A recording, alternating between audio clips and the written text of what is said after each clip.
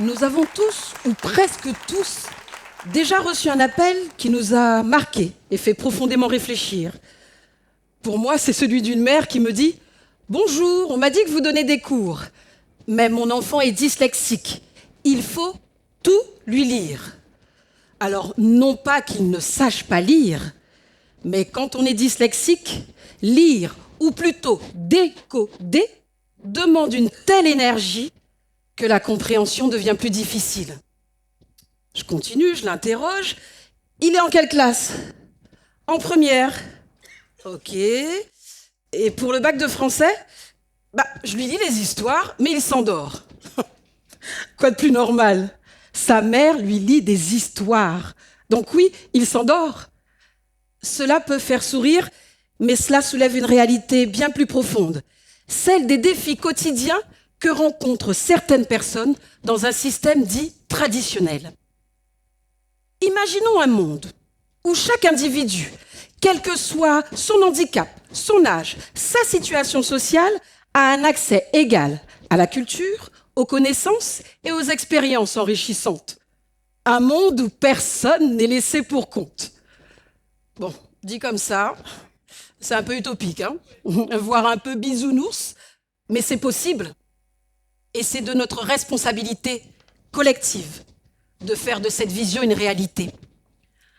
Quand nous entendons le mot innovation, on l'associe aux technologies de pointe, aux grandes découvertes scientifiques, aux avancées médicales. Mais à quoi bon toutes ces innovations si elles ne sont accessibles qu'à une poignée de privilégiés? Si elles excluent les personnes qui, de par leur fragilité, en ont le plus besoin? Alors déjà, rien que sur la notion de fragilité, il faut savoir qu'aux États-Unis, les cabinets d'architectes recherchent des dyslexiques. Nous devons repenser cela. Alors l'inclusion, qu'est-ce que c'est en réalité? Inclure, c'est s'assurer que tout un chacun, quelles que soient ses capacités, son âge, son origine, puisse profiter pleinement de la société. Quand on pense à l'accessibilité, on s'assure que tout un chacun y trouve son compte. Alors oui, je l'ai appris grâce à mon frère. Il est sourd. J'ai vu à quel point pour lui il était difficile d'avoir des informations de base dans la culture en Guadeloupe. L'absence de sous-titres de qualité, l'absence de sous-titres tout court, l'absence d'interprètes en langue des signes dans des grands événements publics. Il passait à côté d'expériences enrichissantes. D'ailleurs, elle est où, mon interprète en langue des signes?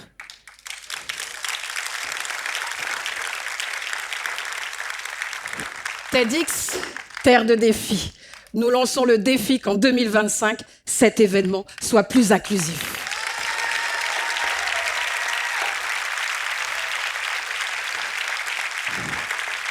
J'ai pu constater, quand il a pu aller voir des films ou des pièces de théâtre accessibles en langue des signes, il a découvert un autre monde. Et cela m'a ouvert les yeux. L'inclusion, c'est ouvrir des mondes.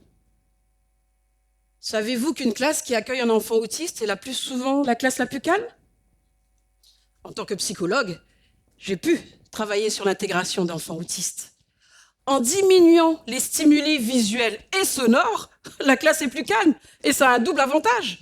L'enfant est bien et intégré et les conditions de réussite pour les autres élèves sont réunies. Alors, je vous vois venir.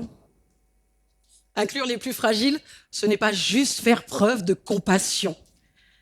C'est améliorer le quotidien de tout le monde. Quand on pense à l'accessibilité pour tous, on crée des solutions qui rendent la vie plus facile. Prenons l'exemple des rampes d'accès. Elles ne sont pas exclusivement réservées aux personnes en fauteuil roulant. Pensons aux parents avec des poussettes, les livreurs, les voyageurs avec des bagages. Quand on pense aux sous-titres ou aux livres audio, ce n'est pas exclusivement réservé aux personnes sourdes et dyslexiques. Les sous-titres pour apprendre une nouvelle langue, le livre audio pour pouvoir écouter en voiture ou quand on fait autre chose. En fait, inclure, c'est s'assurer que tout le monde y trouve son compte. Cela rend nos espaces plus accueillants, nos services plus faciles à utiliser, C'est bon pour l'ambiance, bon pour l'efficacité, et cela crée une société où chacun est à sa place. Parce que non, personne ne devrait être exclu à cause de ces différences. L'accessibilité, qu'elle soit physique, numérique ou cognitive, c'est une question de justice sociale et de droits de l'homme. Prenons un exemple concret.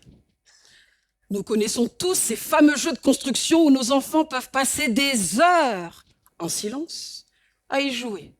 Par contre, nous, en tant que parents, quand on fait le malheur de marcher dessus, ça peut faire très très mal aux pieds.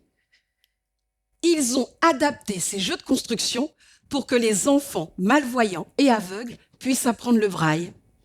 Eh oui, depuis 2019, ils ont lancé une version en collaboration avec des associations de personnes aveugles pour que les petits plots soient remplacés par des caractères en braille, permettant aux enfants de s'amuser tout en apprenant à la maison ou à l'école. Bon, je ne vous garantis pas que ça fasse moins mal aux pieds quand on marche dessus. J'ai pas testé. Mais ces initiatives montrent comment l'inclusion peut passer par des solutions innovantes, créatives et à un impact positif. Elle transforme un objet, jeu de construction, en une expérience inclusive où chaque enfant, quel que soit son handicap, peut participer et s'amuser ensemble. Pour moi, l'inclusion, ce n'est pas juste un mot lancé comme ça ou dans l'air du temps. C'est un véritable engagement. Nous avons travaillé sur l'accessibilité de la culture pour tous, notamment à travers les livres audio. L'objectif, c'est d'offrir l'opportunité de se connecter à la littérature, quel que soit son parcours et ses difficultés. Le livre audio spécialisé dans la littérature caribéenne facilite l'accès à notre culture et à nos savoirs. Chaque livre audio que nous produisons est une opportunité de se développer et de se réaliser. Alors, entre nous,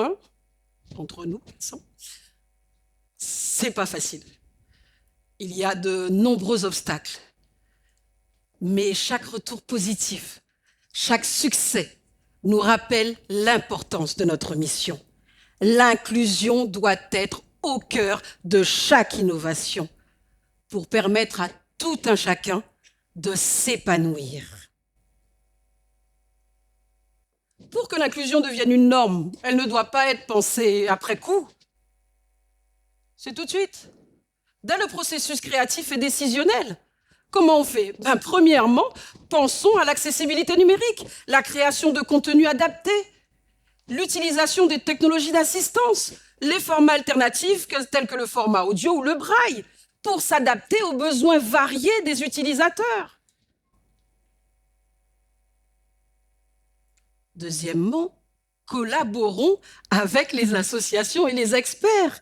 Travaillons avec ceux qui côtoient au quotidien ces publics fragiles. Ils nous apportent des perspectives précieuses, des conseils pratiques pour que chaque projet corresponde aux besoins réels.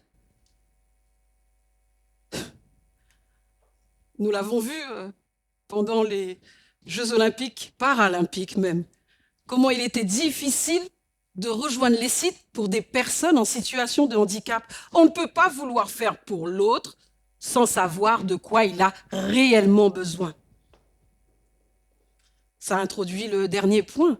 Formons-nous. Formons nos équipes. Sensibilisons-nous à l'inclusion, aux différents types de besoins. Tous ces éléments réunis permettent de créer des produits utilisables par un plus large éventail de personnes. Repensons l'innovation. Agissons maintenant pour chaque projet que nous lançons, pour chaque innovation que nous créons. Ils doivent être évalués à travers le prisme de l'inclusion. Imaginons une société où l'accessibilité est la norme, avec un accès égal à la culture. Nous pouvons enrichir notre patrimoine commun. Et si l'égalité, c'était l'accessibilité pour tous.